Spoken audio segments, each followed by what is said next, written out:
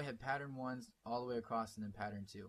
If you click the same where you see the little red highlighted PAT for pattern, that means it's only playing an individual pattern. Whatever pattern is located here, that's what it's going to play when you click play. Alright, so in order to get the whole song to play, meaning it plays track 1 and track 2, or pattern 1, pattern 2 as it used to be called in older FL Studio versions, you go ahead and click so it's green. So there's pattern and there's song. So now you'll see that song plays the whole thing.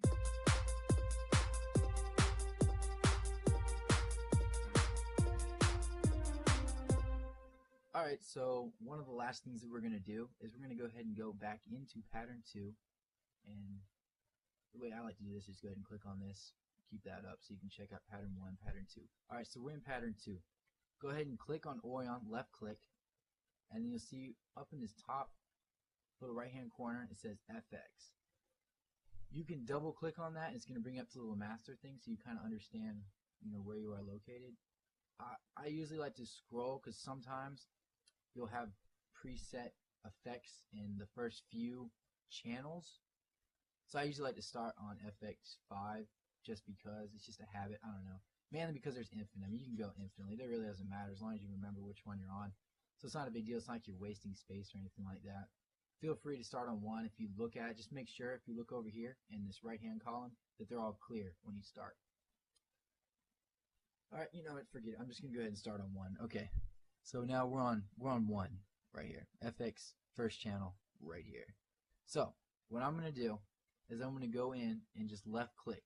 And what this does is it opens up all the different effects that you can add to the one that you click right here, which is the orange string. And again, you can do this for any specific instrument that you put in here. But right now we're working with the orange string. So what I like to usually do, and you can go in and manually do this too, but a very quick way to make it sound a little different, a little bit more techno-y, is to throw in something called gross beat, which is located right down here. It's nothing I added into it, no plugins or anything like that, so it just comes with FL Studio, the demo version actually, which is what I'm using now for the tutorial. If you can go ahead and just click on that, it's going to open up this little window right here. It's got a whole bunch of different beats.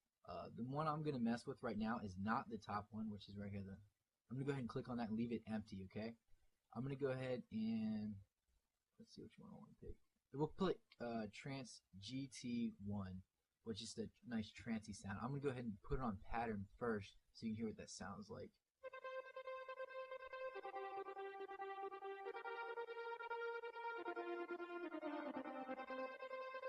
Alright, so you can see the bars in here, when it's down, it's not playing any sound, so it's cutting off the sound. Remember, we put a whole note. I just double clicked on that to bring to the piano view and bring it up. This is a whole note right here, so what we were hearing before was just a solid whatever.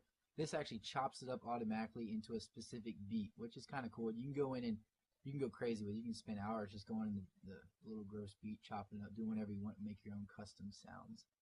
So I'm going to go ahead and get back into what I was looking at. Double click on that, and there. As you can see, it says gross beat right here. We're going to go ahead and keep that.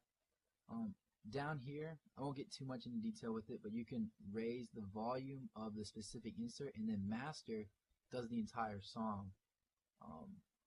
For now, we're not going to mess with any of this stuff. It'll be later tutorials. I'll explain more about that.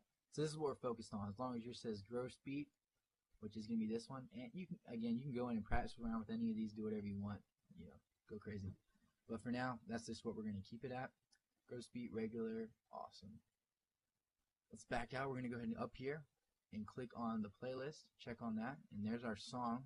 What I did in the last thing was just chop this out. I just right click it and deletes it. So you can delete things, you can hold it down, delete them all. Just look, if you're on pattern 2, see how it says pattern 2 up here? It's going to do that. So make sure, and you can actually go in and edit this too, but we're not going to mess with that for now. Make sure you're on pattern 1 though, to make the same song that I showed you in the beginning of the tutorial. Pattern 1, click and drag the first 3 slots, okay? So now we're up here. Go ahead and click on song so it plays both of them at the same time, and this is what you'll get.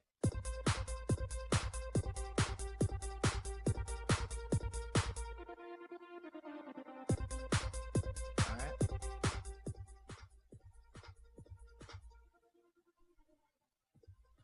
Okay, great.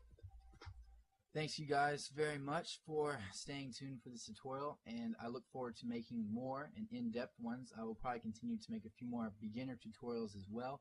There is so much to learn in FL Studio, and it's just hard to go over even the basics in one tutorial. But once you get it, it's really not too difficult to understand. It's very visual. You don't have to know too much about super, well, I guess it really just depends on what your interest is. If you want to get more and more and more in depth, it's almost an unlimited rabbit hole or whatever you want to call it.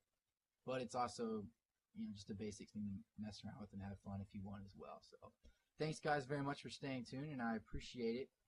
One last thing I'll show you is, even in the demo version of FL Studio, you can save your tracks and put them out on YouTube or whatever you want to do.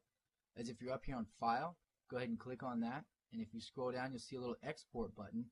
I usually do MP3, it's just the most standard. You can click on that. You can name it whatever you want. I'll just throw it on my desktop for now. Whatever.